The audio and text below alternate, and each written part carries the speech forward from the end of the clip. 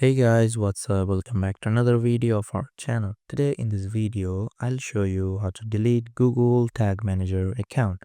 So without wasting any more time, let's start our today's video.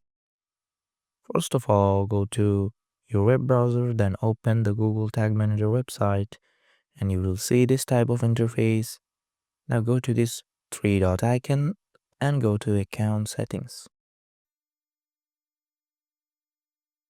Here, you can see a three dot icon in the top right corner of the website. Click on this icon. Now click on delete and confirm your deletion here.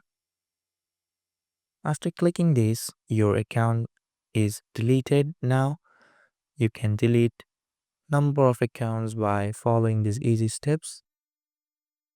By following these easy steps, you can easily delete your Google Tag Manager accounts. So that's it guys, hope you like this video. If you found this video helpful, don't forget to hit the like button and subscribe to our channel. Till then, bye bye.